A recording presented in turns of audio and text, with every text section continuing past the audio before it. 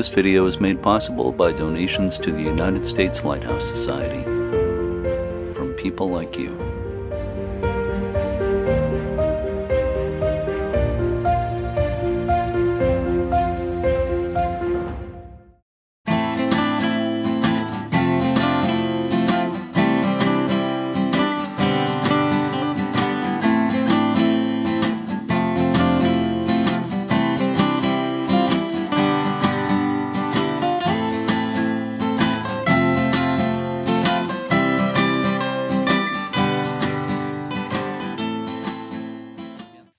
So much for being here. I want to mention that the director of the U.S. Lighthouse Society, Jeff Gales, who often attends these events, is not able to be here today. He's traveling. He sends his best, and he told me to be sure to say that he considers the book A Short, Bright Flash by our guest today, Theresa Levitt, to be one of the best lighthouse related books ever written, and I certainly agree with that. So I'm going to go ahead and introduce Theresa, and like I said, we can get right into our presentation today. Theresa Levitt, our special guest today, is a professor of history at the University of Mississippi. She received her Bachelor of Science degree in physics from MIT, a Master's of Arts in history from Iowa State University, and a PhD from Harvard. It's that's a mouthful. That's pretty impressive. Her publications include The Shadow of Enlightenment, Optical and Political Transparency in France, 1789 to 1848, and of course, A Short, Bright Flash, Augustin Fresnel and the Birth of the Modern Lighthouse, which again, if you haven't read it, you need to read it if you're into lighthouses at all. It's one of the most important books ever written related to lighthouses. Theresa's publication, I already said that. Her latest book is Elixir, a Parisian perfume house, and the Quest for the Secret of Life. Theresa was the recipient of a National Science Foundation grant and a Fulbright Graduate Research Fellowship, among other honors. She is the author of numerous articles and papers on a variety of scientific subjects. I just want to read a quick excerpt from the Wall Street Journal review of A Short, Bright Flash. Ms. Levitt recounts all this in fine prose, combining matters of biography, science, engineering, technology, art, history, economics, and politics, seemingly effortlessly and definitely seamlessly. A Short, Bright Flash is an excellent book and a joy to read, and I very much agree with that, everything that's said there. So at this point, well, I'm trying to think if there's more I want to say before I introduce Theresa. I do want to say that we will have Q&A when Theresa finishes her presentation, and at that time you'll be able to ask questions in the chat. You can actually post questions in the chat as Theresa is doing her presentation, but she won't be able to answer them until the end. And also at the end, we'll give you the opportunity to unmute your mics if you want to do it that way. But please don't unmute your mics until we get to that point. Also, this presentation will be recorded, is being recorded, and will be on YouTube within a couple of days on the U.S. Lighthouse Society YouTube channel. So if you missed some of it, or you want to see it again, or you want to tell your friends about it, it will be up on YouTube probably by Monday, I would say. So at this point, I'm going to turn it over to Theresa, and it's all yours now, Theresa, if you'd like to get started and share your screen when you're ready. Great. Thank you so much, Jeremy. I'm absolutely delighted to be here. Thank you for the invitation. Thank you for the introduction. Go ahead, get my glasses on, and I'll share my screen. All right, hopefully you're all able to see that. So today I'm going to be talking about something which is a little bit different from what I wrote in my book, but it was a conversation that I kept getting pulled into as I was writing it. One of the things that I had not realized before was that lighthouses turn out to be at the very center of this very lively, this very contentious, in some ways, this almost sort of a philosophical debate about the proper role of government, the ability of government to compel you to do things, and specifically compel you to pay taxes that contribute for the overall public good. So as I was getting into this debate, people were saying a lot of things about lighthouses, but as I listened, I realized that Augustin Fresnel himself was an absolutely crucial and yet completely undiscussed figure in them.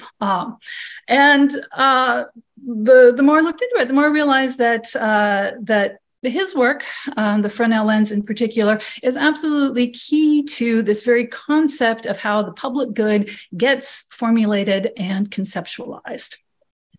All right, so I want to begin the talk with this figure of Fresnel. There we go. All right. So as many of you already know, I'm sure, he was the French engineer responsible for inventing the lighthouse lens that bears his name and that you can now find in virtually every modern lighthouse. He also happened to be the most talented and creative theoretical physicist of his generation, revolutionizing the study of light. So this was actually how I first encountered Fresnel back when I was a graduate student studying the history of physics. He was an absolutely towering figure in the field of physics, revolutionizing how it was done. And it was a bit of a puzzle to me, actually, to learn that at this moment of the height of his greatest successes, when he was sort of Europe's best scientist, he utterly abandons the effort to do any original theoretical physics. And instead, he begins touring the coast of France, overseeing the installation of lighthouse lenses.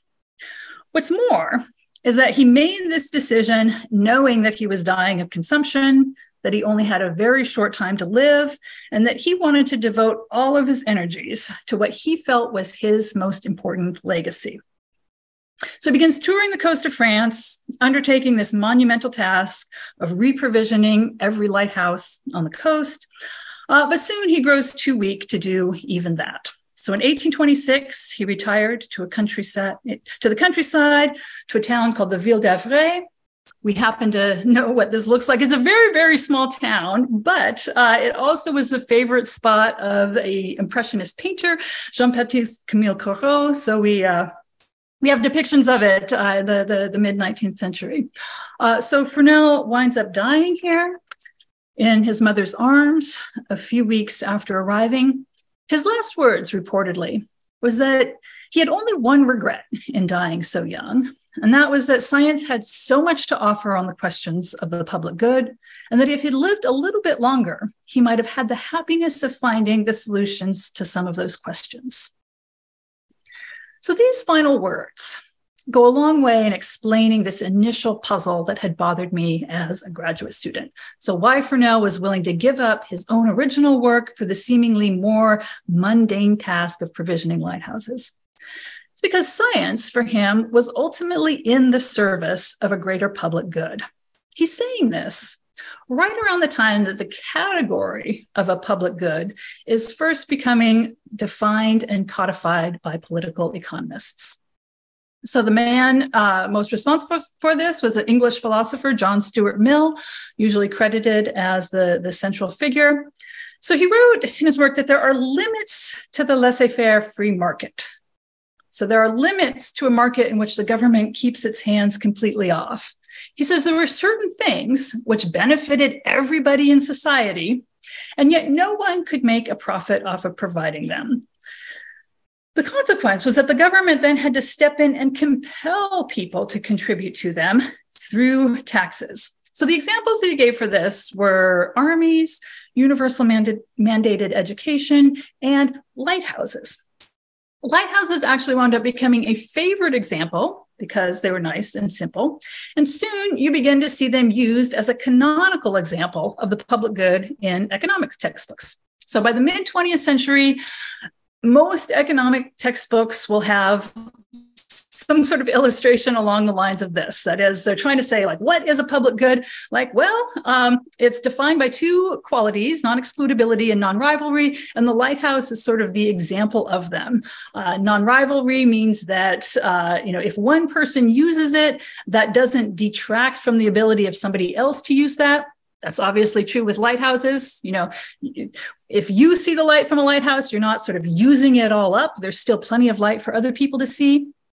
Non-excludability means that you can't exclude anybody from using it. An example in a lighthouse, if somebody's in a ship passing by it, there's no way that you could, sort of force them to close their eyes or force them to, look away and not see the light. If it's there, they're going to be able to use it. The result of this is that it's very hard to make a profit off of these things because of this sort of free rider problem. So if people can't be excluded, then they could get away with using it and not paying for it. And that means that, that's what they're going to do. They're not going to pay for it if they don't have to. All right. So this is all to say the lighthouse becomes this canonical example in all these economic textbooks of a public good that must be provided by the government. However, this actually gets completely turned on its head in the late 20th century.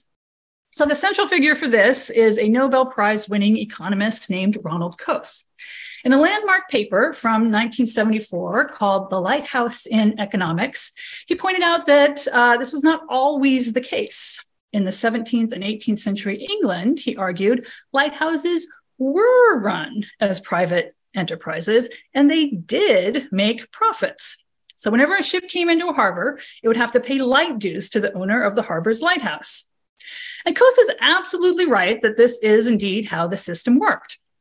That doesn't necessarily mean that people were happy with it. Samuel Pepys, the famous diarist, who was also the master of Trinity House from 1676 to 1689, spoke of the evil of having lights raised for the profit of private men, not for the good of the public seamen, their widows, and orphans. Many sailors complained that these light dues that were charged felt like a kind of extortion, where there's these exorbitant private fees that get tacked on whenever they were using a port. Nonetheless, it's true that in 17th and 18th century Britain, lighthouses were privately owned, run by a free market. So after Coase's paper comes out, the symbolic nature of the lighthouse flips from being the best example of why we need governments to provide for the common good to proof that there was nothing that private enterprise could not, in theory, provide. So this is the symbol from the Independent Institute, which is one of these free market think tanks dedicated to trying to remove government regulations. The lighthouse is both the symbol on their logo. It's also the name of their newsletter. If you go to their website, they have sort of a whole page, which is talking about this paper by Ronald Coase, sort of very explicitly saying that that his work showing that lighthouses could be run by a free market are the reason that they chose their symbol. All right. So in addition, I also want to mention there's also an American coda to this. So Coase himself was really talked only about British lighthouses and not American ones. But there actually is another group of people having like a parallel conversation with similar themes. And this is a group of constitutional law scholars who are interested in the Commerce Clause. So the Commerce Clause is the provision it gives federal government the power to regulate foreign and interstate trade. It also happens to be the case that the very first application of the Commerce Clause came with the federal government appropriating, so taking all of the lighthouses from state control. So these critics of the Commerce Clause, who are sort of critics of, overreaching federal power, their claim was that the states had sort of very successfully been running these lighthouses. Not only that, but they also sort of were able to generate a profit from them because they were charging light dues. And what the federal government essentially was doing was usurping what had been a lucrative revenue stream from the states. So it was, sort of overstepping its power. So you get here too, Anyway, similar argument about how much power the government should have. And it's using these historical examples to say that the government should have less than it does. All right, so both coasts and these critics of the Commerce Clause claimed to be using history to make their case. And I completely appreciate this impulse. I think everybody should be paying more attention to history. However, in this particular case, what we actually need is a little bit more history in order to explain the situation. In particular, we need to keep in mind the historical context of a rapid and dramatic transformation in the technology of a lighthouse. So the light of the Fresnel lenses being built by the middle of the 19th century was hundreds of times as bright as the privately owned lights that Coase was talking about. So Coase's lighthouses were fundamentally different than the ones that we think of today. They were different in terms of their function, they were different in terms of their economic role, and there were different implications for excludability, for this free rider problem. All right, so we're going to delve into history a bit, but we're going to start with this very general question: what is a lighthouse? It turns out that this term is enormously broad and could encapsulate everything from, sort of a single candle that's placed in the window of, like a seaside hut, to these extraordinary engineering marvels that contain some of the most sophisticated technology of their time. There's also a range in the function of these lighthouses. A lighthouse, for example, could be placed at the entrance of the harbor, in which case it's saying, sort of come in here, this is the entrance to where you're going. Or lighthouses could be placed on top of, some hidden shoals saying, sort of stay away. This area is very dangerous. So let's look to history a bit. We'll start with some very old lighthouses. The seven wonders of the ancient world contain not one, but two lighthouses among them. There's the sort of Pharos in Egypt that everyone knows, but also the Colossus of Rhodes was also intended as a lighthouse. It was at the entrance of a port, and it held a light aloft as he stood above the harbor. Now, the thing I want you to notice about both of these is that they both mark the entrance to harbors. So nowadays, it's important, it's very common to distinguish between harbor lights, which mark ports, and then these much larger seacoast or landfall lights, which would sort of warn you away from approaching the coastline. This distinction, however, actually only appears in the 19th century, and it is in fact Augustin Fresnel himself who's the one who comes up with that. And one of the reasons you don't see this distinction until that time is that all lights are essentially harbor lights. Sort of all the lights essentially are associated with a particular port. And one of the reasons is that you can see what they are. They're fires, they're fires on top of pedestals, and these sort of unaugmented fires can generally be seen for about a mile or two, which means that often by the time you're sort of coming into vision, the lights becoming visible to you, you're sort of too close to effectively be warned away from any danger.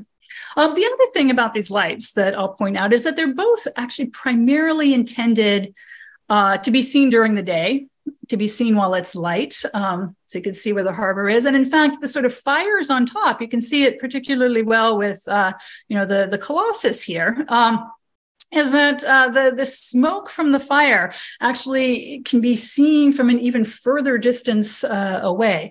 So again, it's sort of a marker of like where you want to be headed to go to that port, rather than something which, you're going to be sort of seeing in the pitch dark of night.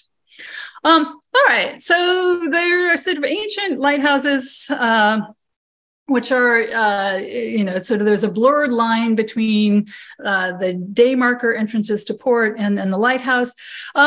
So let's go to the 17th century is often thought of as, the advent of modern lighthouses. This is also where Ronald Coase is actually spending most of his historical discussion. So we'll head to the 17th century. What happens is that the building of lighthouses becomes vastly more ambitious. There's a lot more sort of engineering enterprise being put into them. You see the Eddystone Lighthouse is often sort of emblematic of this. If you see it, it looks like it's rising very dramatically out of the sea. So it's quite an engineering challenge. You know, from an engineering standpoint, you're essentially building a lighthouse in the open ocean. However, from an economic standpoint, it's really not the open ocean. It's actually within the city limits of Plymouth. So it's 14 miles, so here's, well, I guess you can't see me pointing. So here's Eddystone. It's, sort of southwest of the harbor leading to Plymouth. And it's sitting in front of the mouth of the river that feeds into it. All right, so it's a story behind it. So in 1664, two local merchants from Plymouth petitioned Trinity House to build a lighthouse. They finally let a Plymouth man build it in 1696 at his own cost and entire financial risk, with the provision that he would be allowed to collect the dues in their entirety for the first 5 years, and then later being split with Trinity House. So Henry Winstanley built the first one, and this is actually his second attempt.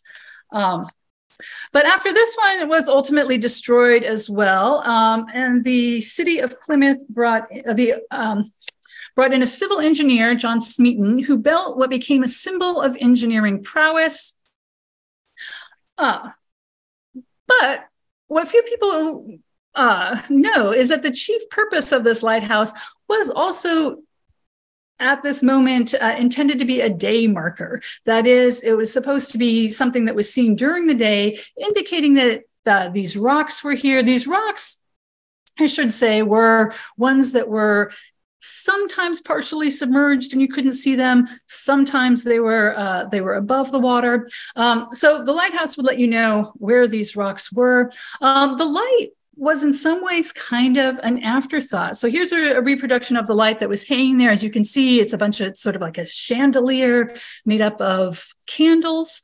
And you really could not see this very far. Alan Stevenson later lamented that such a feeble light from tallow candles was all that decorated such a noble structure.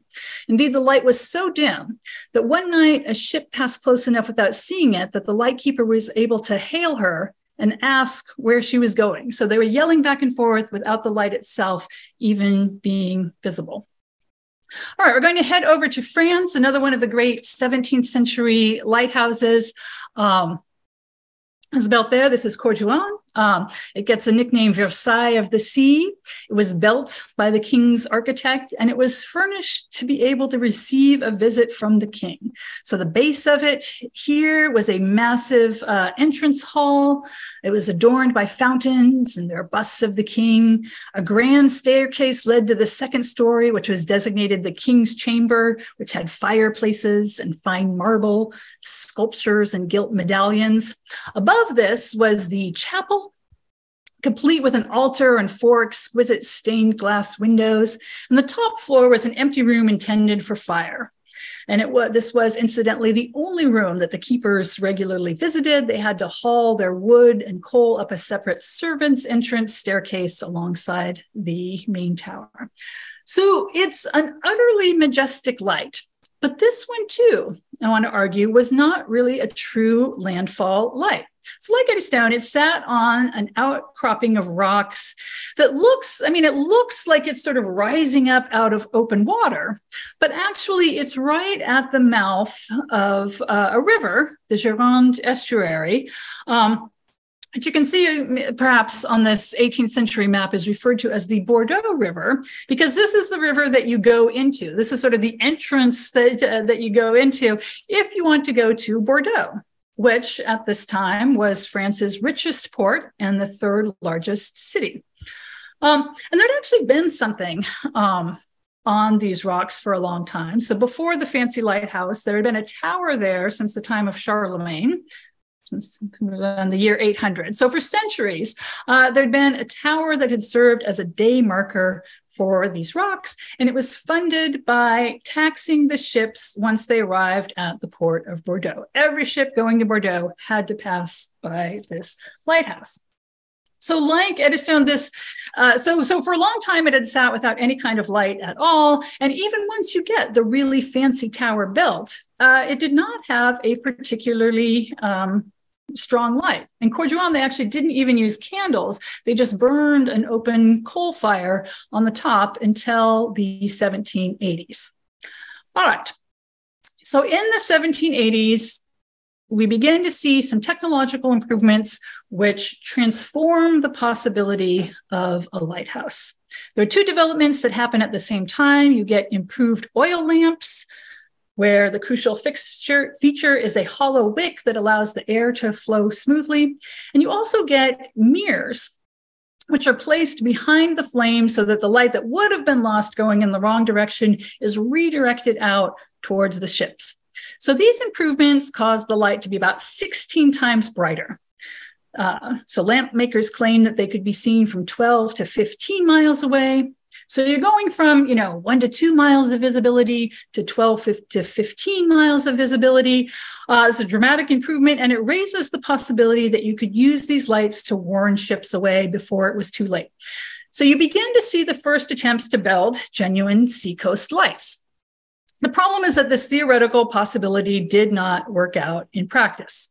All right, we can go back to Corduan as an example. So it was one of the first places to begin to experiment with these new parabolic mirrors, as these mirrors are called. So they're put in 1790. So you can see the tower was also raised. So this is like the sort of original one. And then they're raising the tower higher so that the light could be seen further.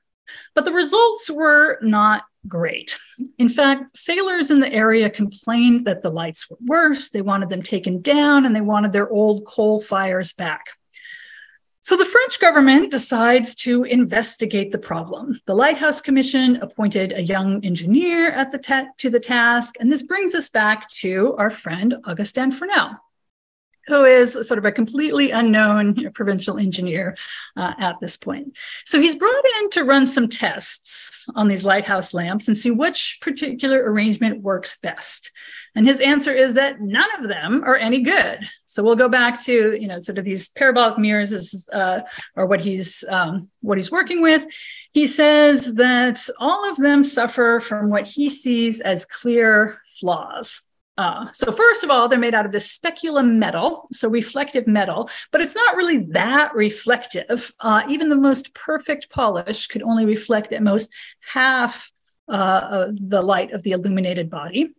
And in practice, it was actually a lot worse than half because the mirrors needed holes for the lamp's burner to fit through.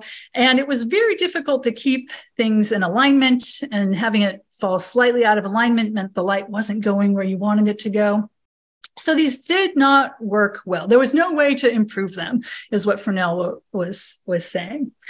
Others said this problem could be resolved if you use lenses instead of reflectors. So the lens could, by refraction, do the same thing that the mirrors did by reflection. That is, take all the light emanating from a source and direct it into a parallel beam. And where mirrors automatically lost half of their light, a lens of reasonable thickness would only give up about a 20th or so. There was a reason why this setup, seemingly obvious, was not widely used. The light would have to be very strongly bent, which in turn would mean a very thick lens.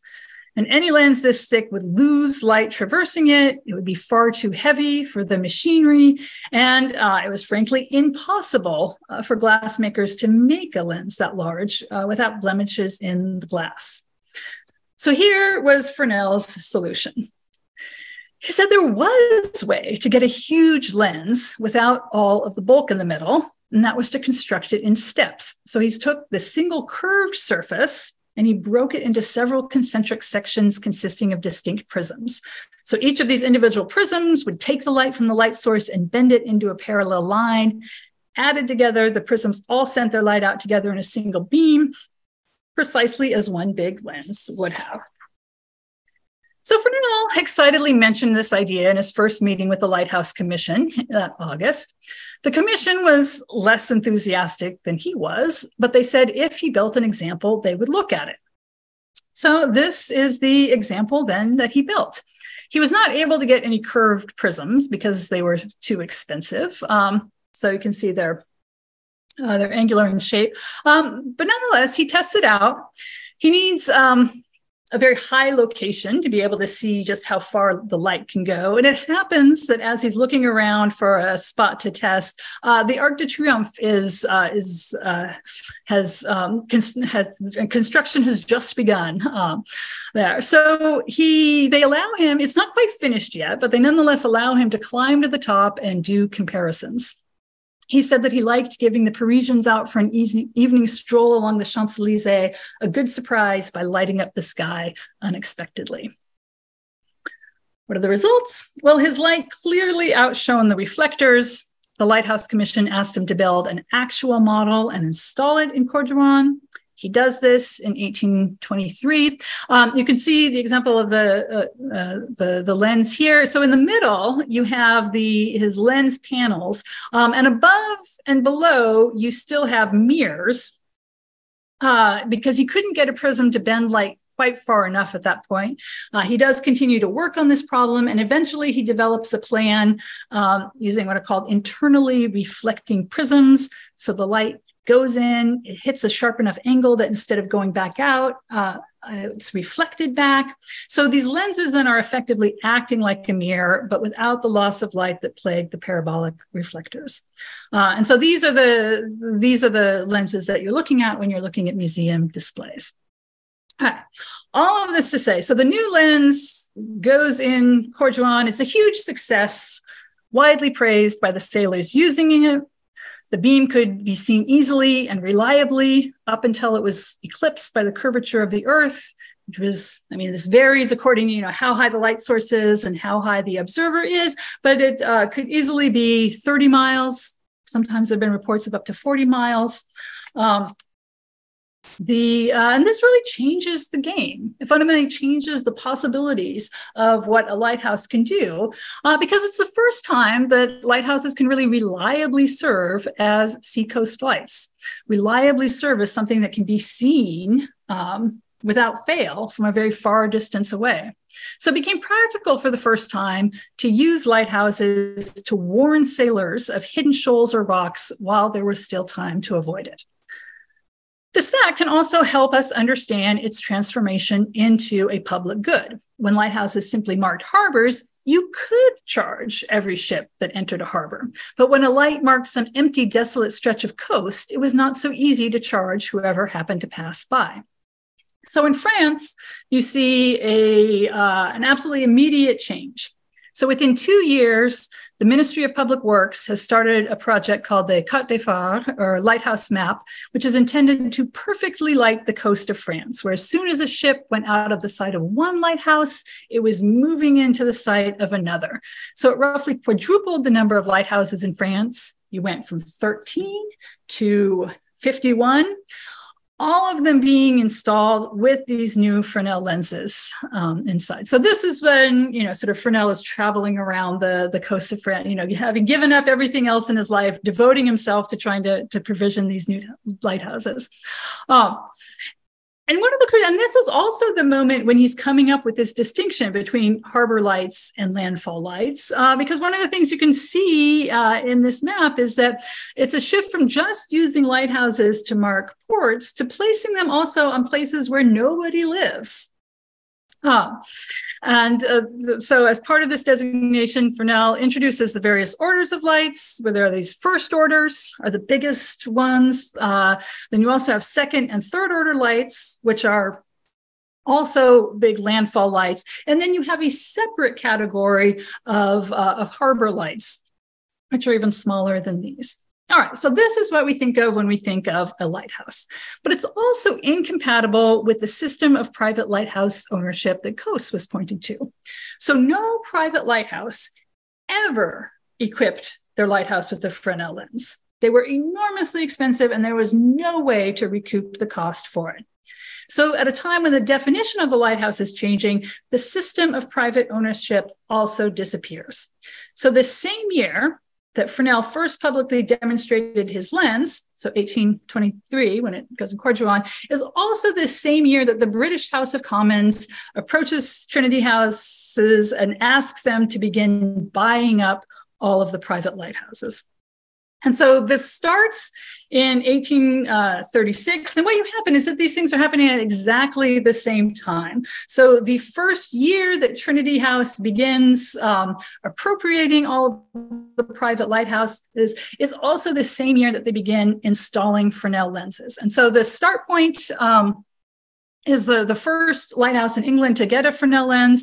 And as I said, it's happening the same year that they've started at buying private lighthouses. And it's also an example of one of these things. At start point, it's these rocks which sort of stick sort of far out into the ocean.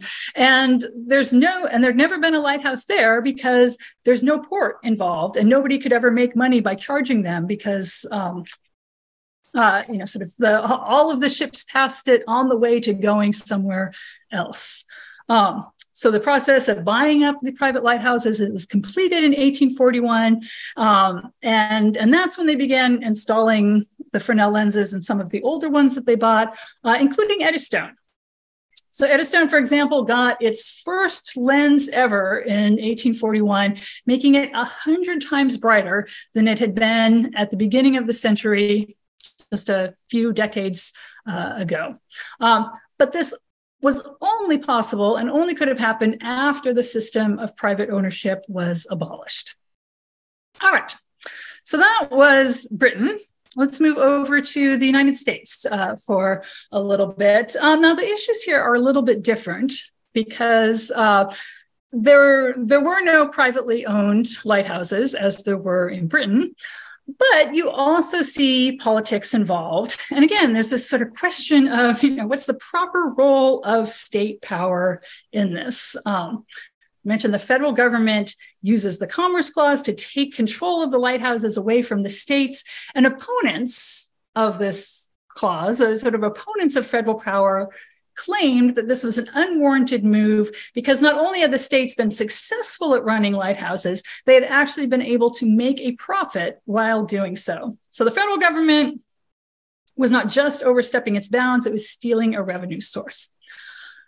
But this claim makes the same mistake that Coase had been making. And that is that the kinds of lighthouses run by the individual colonies were just fundamentally different things than the ones that the federal government ultimately winds up controlling. And it's all the more interesting. It's sort of things get really sort of messy here because the technological upheaval is occurring sort of side by side with the political upheaval of obviously the American Revolution. All right, so there aren't that many colonial lights, a dozen or so, but these include some of the most beloved and iconic. Boston Light is the first. I'll just say a couple words. So it's it marks the entrance to the Boston Harbor, and it was funded. So it was built by the Massachusetts Bay Colony, and they funded it by charging a tonnage tax. So every ship that went into the harbor had to pay 1 penny per ton of its cargo. So on the next one, sort of the beaver tail light, I have an illustration here. So it's right here. So it's at the very, it's marking the very tip of the harbor leading to Newport. And so this was built by the colony of Rhode Island, and it's funded by a tonnage tax. So every ship which is going into Newport will pay, sort of 6 pence per ton that it has. So I'm not going to go through all the lights, but there's a very sort of similar pattern here where they're associated with a particular port and they are funded by charging these, tonnage tax light dues of all of the ships which visit that port. I do want to spend a second on Sandy Hook because it's where things start to get a little bit complicated.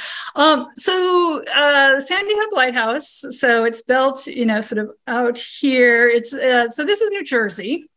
But most of the ships that are using it are actually headed up here to New York. In fact, it's actually called the New York Lighthouse at one point. So it was built by New York, funded first by lottery and then by this tonnage tax of 3 pence per ton, which they charged ships that were going to the New York harbor. And it wound up making really good money. So in the first year that it ran, they collected 487 pounds, which was way more than the 407 pounds it took to run. So they made a pretty nice profit off of it. But there is sort of this like lingering tension between the fact that it's the New York Lighthouse, which is actually in New Jersey. And these tensions ultimately blow up into what's called the Sandy Hook Incident of 1787. So New York decides that it's good. So it enacts some laws which claim that, they've been collecting these light dues off of ships that were in New York, but now they're going to start collecting light dues off of ships which pass by it going into New Jersey. New Jersey gets mad because it's not getting any of this money. And so they retaliate by charging New York a tax of 30 pounds a month to, sort of like rent out the space for this lighthouse. So, there's an incident breaks out. All of this, meanwhile, is playing out during these opening months of the Constitutional Convention, which is going on in Philadelphia. So as the framers are sort of sitting down to write the Constitution, they are paying attention to the nature of this controversy. So James Madison and Roger Sherman have an extensive discussion over whether states have the right to charge tonnage fees to erect lighthouses and how this interacts with the Commerce Clause. Ultimately, what happens is that there is no mention of lighthouses in the Constitution itself, but sort of very quickly, the United States government uses the Commerce Clause. It's sort of intended that the United States government is going to use the Commerce Clause in order to take over control of all the existing lighthouses at the time, and that they will from then on hold a monopoly on the ownership of lighthouses. This also coincides with the moment where they stop charging these tonnage fees for using them. So amid all of this political change, this is also, amid all this political change, this is also the time when you're seeing, the technology of the lighthouse itself had changed in this 14-year period from when America first declared independence. So the introduction of oil lamps and parabolic mirrors made lighthouse construction more ambitious. All right, so now we'll get to the example of Cape Hatteras. So after the government takes controls, they cease funding the lighthouse through port dues, and they turned their attention to the demands of general navigation. So one of the first places Congress turned its attention to was Cape Hatteras, the infamous graveyard of the Atlantic that had taken down more ships than any other stretch of coast. Just an example of some of the shipwrecks that you can see if you head down there. It took down a lot of ships. So every ship going up or down the coast had to pass it. And the Gulf Stream ran so close to the shore here that most wanted to cut as close to land as possible. Unfortunately, maybe that meant that you ran into the shoals. So Congress apportions funds in 1794, and then it's built by 1803. Unfortunately, it was, in the words of the coast pilot, notoriously bad. Worse than useless, it was downright dangerous. These shoals, again, sort of extended about 10 miles out to sea. And while the reflectors could, in theory, be seen 14 miles away, in practice, they rarely were. So the lighthouse was thus a little more of a decoy, luring ships onto the shoals as they searched for a light too dim to see. Experienced sailors knew to avoid it entirely when virtually every one of the nautical men the board interviewed, begging them to replace it. The most important on our coast, and without doubt the worst light in the world. typical was the complaint of an officer aboard the Illinois that the lights of Hatteras, Lookout, Canaveral, and Cape Florida had better be dispensed with, as the navigator is apt to run ashore looking for them. All right, so the United States has one of the longest legs between adopting these not entirely sufficient parabolic mirrors and then switching to the much better Fresnel lens. So a lot of it is due to this man, Stephen Pleasanton, who was single-handedly in charge of all the lighthouses. When the federal government took over, they placed the lighthouses under what was called the fifth auditor, who was an essentially accountant for the Treasury Department. And as the auditor's interest was primarily in keeping costs down, so when he heard about the Fresnel lens, he wrote to France, found out how much they cost, and determined that he was never going to spend that much money. I talk about this a fair bit in my book, but I'll just add here that one of the things that sort of I appreciated more after getting into these conversations with economists was the fact that, it had always been kind of this puzzle, like why would they appoint an accountant as the head of the Lighthouse administration? But if you're going by this British model, where what running a lighthouse system was primarily about collecting dues, collecting these light dues, then it actually makes more sense that these would be in charge of an accountant. All right, so ultimately, I won't say more about this in the book. I won't say too much, but ultimately what happens is an overthrow of the system. There's a revolution led by a new generation of scientifically trained engineers who demand the creation of a lighthouse commission on the model of France. So you're moving from the sort of British model of light dues to this French model of very centralized government funded by taxes. This commission was made up of scientists and engineers with the central demand that every lighthouse be outfitted with a Fresnel lens. This major overhaul began in 1852. And it took the United States from having the least number of Fresnel lenses of any major sea power in the world to the most by a large margin. So this project is completed in 1859. I won't say too much more. Feel free to ask questions. But what I do want to spend a minute on is sort of within months of this project being completed, you have a civil war breaking out in the United States, and the Confederate States of America seized the property of the lighthouses as its own and creates its own lighthouse board then to administer it. All right, I want to spend a minute here because I find this extremely telling. Because if you read the Constitution of the Confederacy, its Constitution explicitly reserved the right to build and equip lighthouses for the federal government, which even the Constitution of the United States doesn't do. Remember, they had to apply the Commerce Clause before they could get control of it. Thus, the Confederacy, remember, the single guiding principle of the Confederacy was an effort to limit federal power. Nonetheless, its Constitution reflected this new historical reality in which an effective lighthouse service could only be provided by the federal government. The Fresnel lens transformed not only the definition of a lighthouse, but also the role of state power.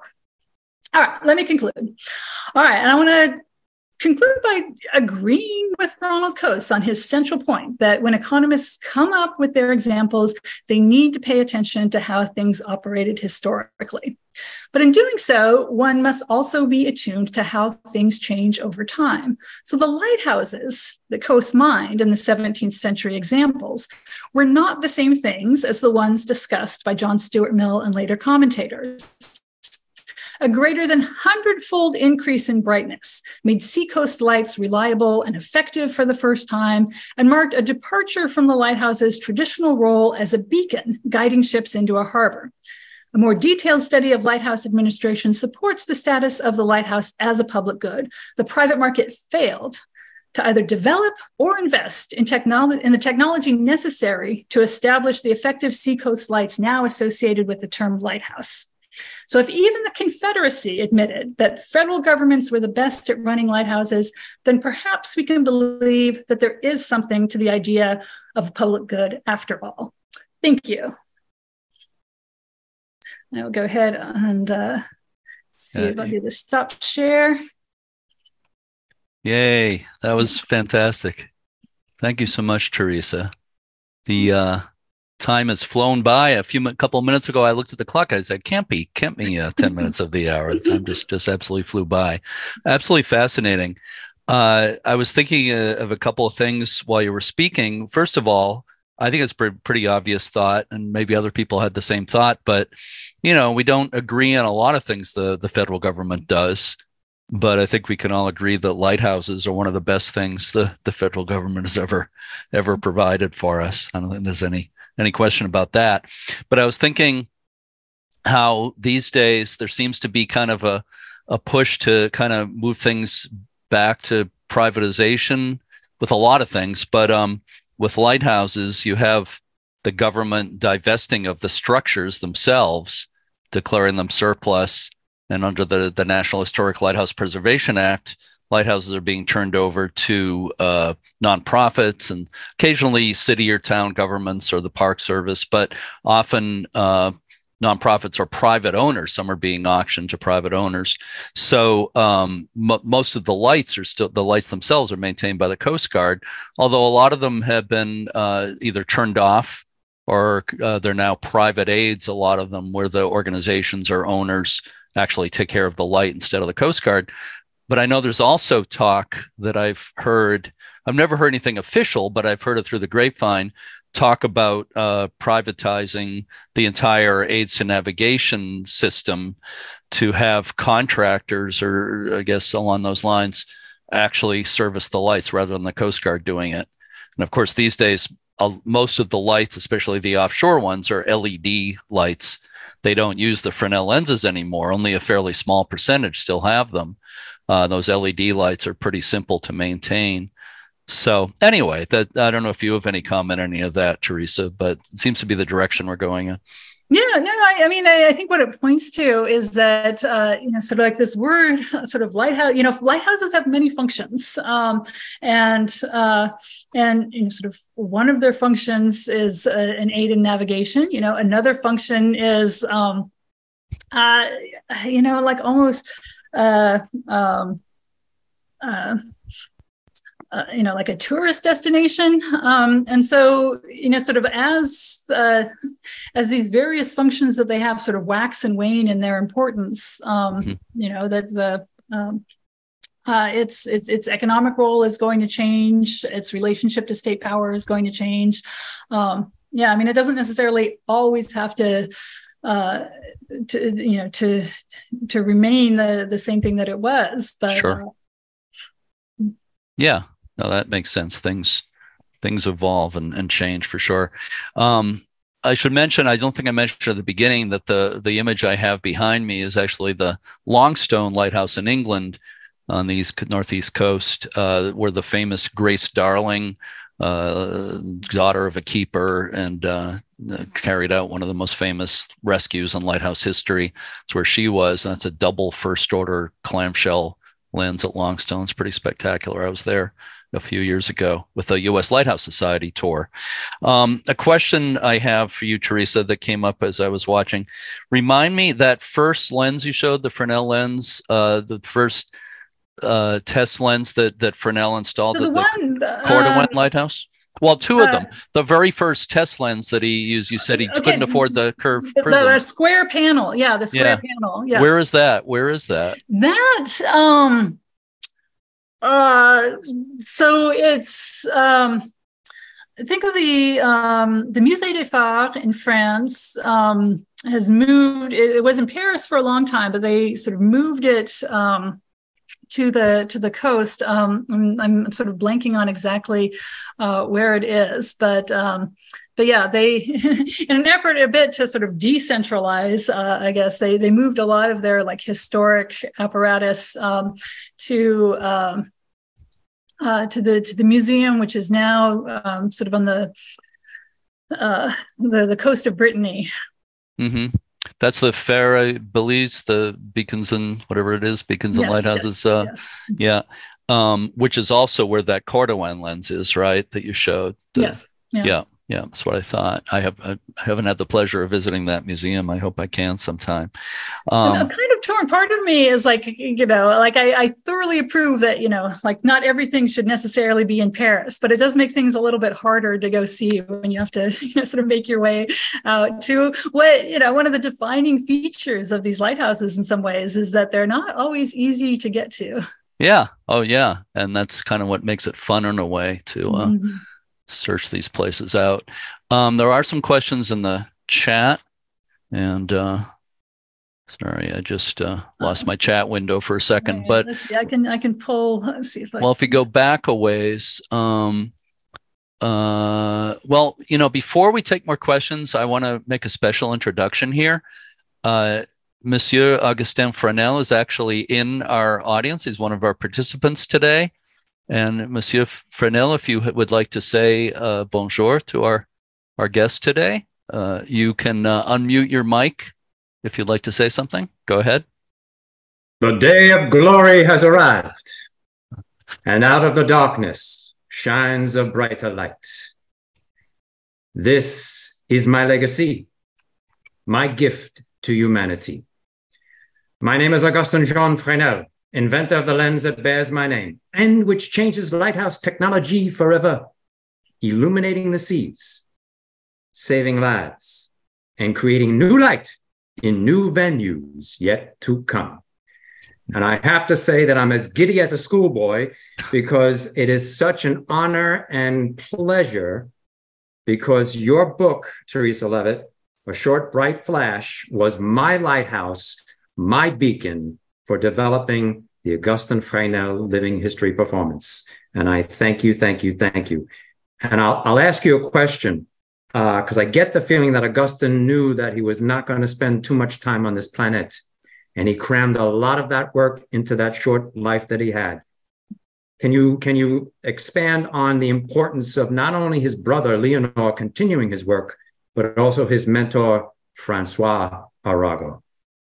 Yeah, I mean, that's absolutely the case. I mean, it really is striking. So for those of you that don't know, he died of what was called consumption. We now know it as tuberculosis, but this is a disease that it often takes years to sort of fully develop. So he was, sort of still quite young when you first started noticing, there was some like blood on his handkerchief when he'd always had a terrible cough. And then, once you see the mark of the blood on it, that it's only a couple of years after that. So much of this work that he did was done with the knowledge that he did not have a lot of time left. And you're absolutely right. His brother, Leonor, is it's also extraordinary. He too was an engineer. And they began sort of working together for the Lighthouse Commission, and he does just an extraordinary work of sort of continuing to oversee what was again like this massive project of going from 13 to 51 lighthouses, and the sort of the building of these lenses, and everywhere else in the world was also like ordering a bunch of lenses from France, where it was the only place they could be made. So it's it was an extraordinary achievement, and you're absolutely right that there's something really moving about his brother, sort of stepping into that role and devoting the rest of his life. But I just want to say, I thank you. I love it. I love the sort of romantic era color that you got the hair right. I mean, I love the whole thing. Yeah. For people who don't know, I think a lot of our people here today know Joseph Smith, the performer who does this incredible show portraying Augustin Fresnel. I've seen it, I think I've seen it 3 times now in completion, and it's amazing. If you haven't seen it, if you have an opportunity to see it, I know you've done it all over the country, right? Right, Joe? I still got plenty of lighthouses to go around. In fact, Biloxi is 175 this year. And you talk about a strong lighthouse. She has taken it from every hurricane you can think of, including Katrina. Yep. So, Mississippi Lighthouse. I'll have to go see.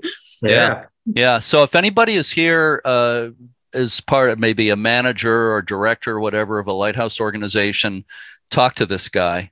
You have a website, right? Yes, raisinghistory.com. Yeah, raisinghistory.com. And Joe has been on my podcast I do for the U.S. Lighthouse Society, Lighthearted. Check out that episode if you haven't already. It was a lot of fun. And get Theresa's book. It should be along with Jeremy Donchemont's books and Eleanor Dwyer and Eric J. Dolan and all the rest of them. Definitely have Theresa's book in your library. It's just a fascinating and just absolute gem. Absolute gem. Oh, I couldn't agree with that more, and I'm glad the two of you have a little chance to get acquainted here. So that's wonderful. So we got more questions in the chat, but I want to also mention that if people want to ask questions, if you want to speak, don't unmute your mics right away, but there's the option on Zoom. If you go to reactions down the bottom of your Zoom controls, you click the little arrow next to reactions. Wait a minute. I'm trying to remember how to do it. Okay, yeah. If you click on reactions, click the button that says reactions, and then some different options will come up. One of them is raise hand. And if you click on raise hand, I will see that you have your hand raised. And actually, two people have their hands raised. And I'll call on you, can unmute your mic. So we'll take one of those questions, then we'll go back to the chat. Marthan, I don't know if that's your pronunciation, Marthan. You can go ahead and unmute your mic and ask your question. I've always had a question. They talk about levying taxes from a lighthouse. I mean, there's a ship out there in the water. There's a lighthouse over here. How in the world, how does that work? I mean, that's a good question. Logistically, how did they actually do that? Well, they would wait until the ship docked at the port, and then they would, so the way that the British did it then is that they would say, like, where did the ship come from? Where did it go? What were all the lighthouses it must have passed? And then it would sort of tally up all of the ones that they must have passed over. But yeah, I mean, what's sort of striking to me too is that that's much, much easier to do if, the lighthouse is essentially like marking the entrance to the port. Then you know that everybody at that port used it. And once you get, sort of lighthouses out in, these more desolate areas, that whole system kind of falls apart. You can't really do that anymore. But then who levies it? I mean, well, so it would be whenever they came into a port anyway, there would be, sort of these port dues. So they were already paying port dues that, sort of supported everyone working at the port. And so it would just essentially be added to that. Okay. So it would be, there'd be another line saying light dues and.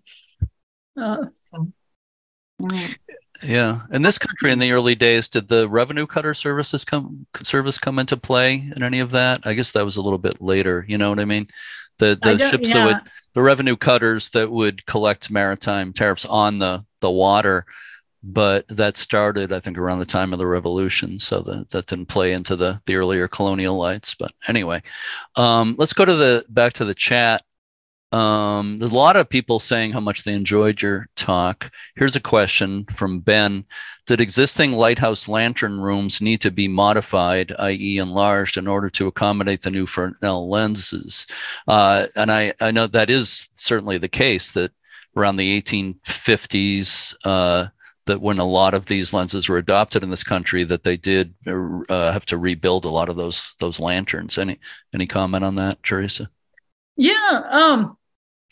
Yes. I mean, it's sort of like this parallel task that you often have to like build entirely new lighthouses. There also, in addition to the size of the lantern room, also there was more of an impulse to try to get them up higher, since the light was so much brighter that it could be seen farther. But then it becomes more important that the towers are high. But yes, often.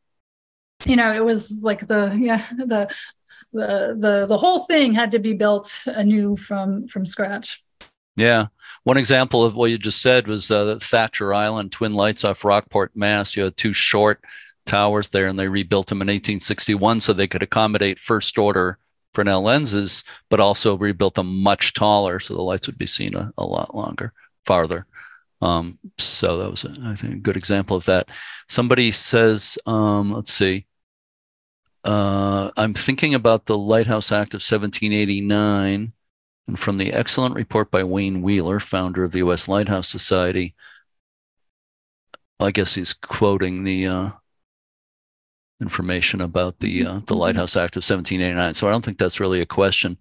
Somebody's asking you, Susan asks, Theresa, have you ever consulted for the U.S. Coast Guard? They need to hear this.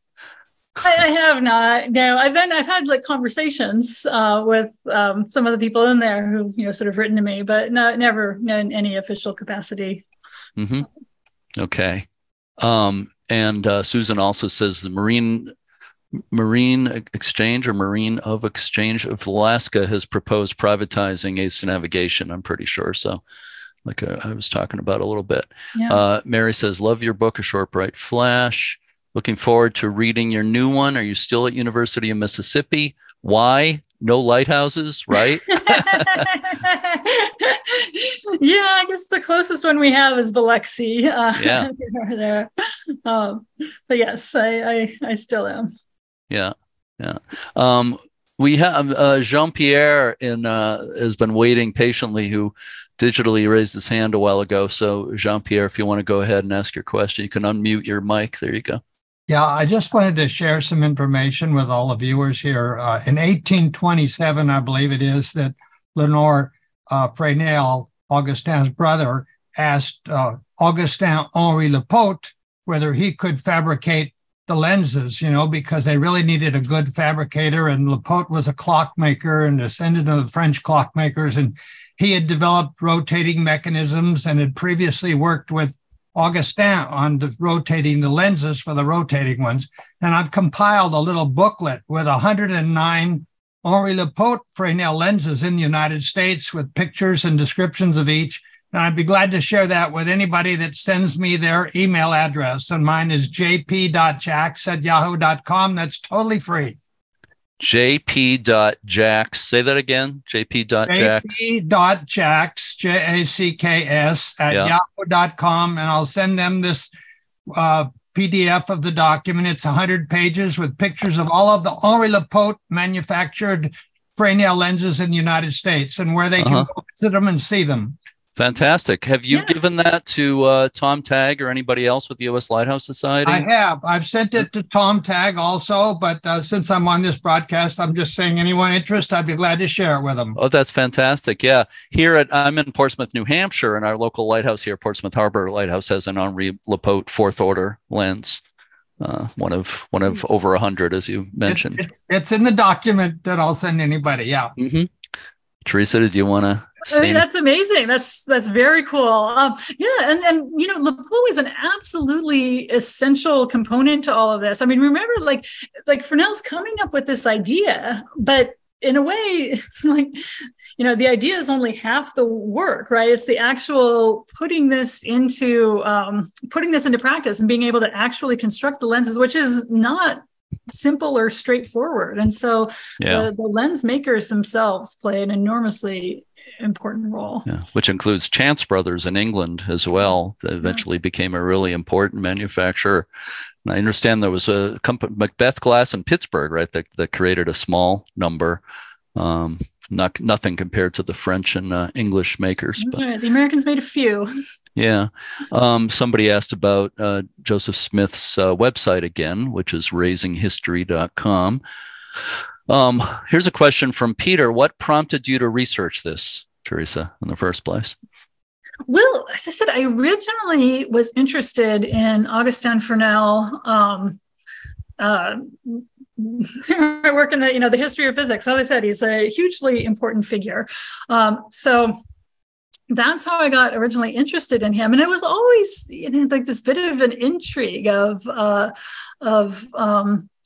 why, he felt that the lighthouses were the most important thing that he was doing. And so a bit of it was trying to sort of like reconstruct, like, why did he feel that way? And then, as you're writing the book, you realize, oh yes, it's like, it's saving people's lives. It's, sort of transforming transportation. It's, this idea of contributing to a greater public good. So yeah, I guess that's the path. Yeah. Can you speak about this is Lynn asking, can you speak about the creation or the glass creation of the lenses? I guess how they were actually manufactured. I don't think we can get into too much detail on that, but anything about the basics of how they actually created these lenses? I mean, in a way, it was kind of a lucky historical moment because this happened to be the moment in which like French glass was the best glass being created, and it soon, it ultimately sort of. It took over the mantle from Germany, and then it like gets superseded ultimately by England. But that's sort of a moment, it's sort of a lucky congruence that it happens to be a moment when there are developments in French glass manufacturing which make this possible. To be honest, I don't have the details at the top of my mind at the moment, but it's part of the story.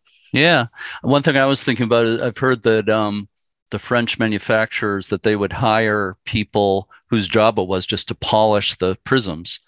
I guess they were basically, made in molds, molten glass, but then it would be a little rough, and these people would sit there all day polishing prisms to make sure they were. Oh yeah. I mean, it's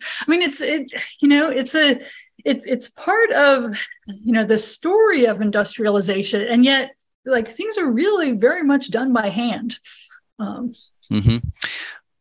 Somebody has a nice comment from Andy. Our first Zoom call as new members, and Theresa Levitt made it extra special. That's really nice. Yeah. I realized I was remiss at the beginning. I never introduced myself. I know a lot of you regular people know who I am, but for new people like Andy, I'm Jeremy D'Entremont. I'm the historian for the U.S. Lighthouse Society and do the podcast. And I know some of you are listeners, but I'll just do a quick plug. It's lighthearted, light space hearted, meaning people have lighthouses in their hearts, and it's new episodes are released every Sunday. You can see them or hear them through the U.S. Lighthouse Society website at uslhs.org. And also, just for newcomers, also go to uslhs.org and check out all the things the U.S. Lighthouse Society offers. I think you all know, a lot of you know about the Passport program, and there's a research catalog and tours, of course, and many other things. So uslhs.org. Here's Marco. Wait a minute. Here's Anthony asks, other than transforming lighthouses, did Augustin Fresnel receive any awards associated with the lenses? What's the answer to that? Well, he was receiving a lot of rewards towards the end of his life. A lot of them associated with, again, like his work in theoretical physics. He was being acknowledged as really, sort of like the top scientists of Europe. But actually, it's probably not worth sharing my screen. But there is. Like one of the slides I didn't show, so France has this big like technical exhibition where it's sort of a response to this Crystal Palace exhibition in England of 1851, and so it has one to show like its all the technology that it's made, and it originally in the very like centerpiece where everybody sees, they would walk in and they would see like a bust of Fresnel, and he was like held up as the exemplar of France's contribution to using science and technology to make the world a better place. Mm-hmm. I've never seen another illustration of Fresnel other than that one that you showed. It's the one you always see, but I've never seen any other version of a portrait of him. There aren't very many pictures, but there is a bust. There's a sculpture of him. Which is sort of like the one other look that we get. Mm-hmm. Thanks, Marco. Thanks for your great talk. Do you know how fast Fresnel lenses spread in other countries, especially along the Mediterranean, Italy, Croatia, etc.? Pretty fast, right? Yeah, pretty fast. Keep in mind, the United States was essentially in last place for when it starts to put them in. So I would say once you hit the 1840s, they're extremely widespread. I mean, really trying to, like, I can't specifically say for sort of Italy, but I know I would say that, in the 1830s and 40s is when a lot of the work is being done in Europe. And then it's, by the 1860s, they're just everywhere.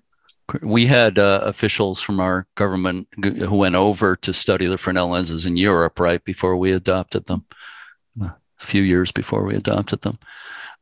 Peter asked, did you have to learn technical French to research this? I mean, yes, I suppose. Like I said, I went to graduate school in the history of science, so I was already, that was kind of like my thing anyway. And then, you get you learn a lot of very specific terms as you're reading their engineering documents. Yeah. I would imagine. There's a comment from Gary Childs, a friend of mine who is the chair of the Cape Cod chapter of the American Lighthouse Foundation. And they take care of Race Point Light in Provincetown at the tip of Cape Cod. And Gary says, Theresa, I read your book many years ago. It is on the coffee table at the Race Point Lighthouse in Provincetown. I give out copies of it to many folks that are interested. Thanks so very much, Gary. Oh, thank you. Thank you. That you guys have no idea like how rewarding it is as an author to hear from people that have read your book.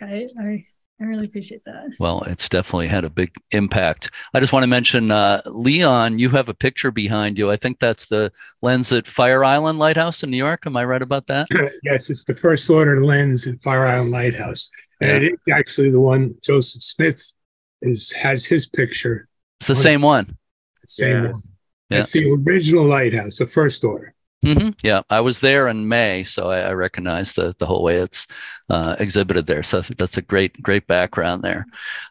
So I did notice one question about what the parabolic mirrors were made out of at the very beginning. And they were made out of metal.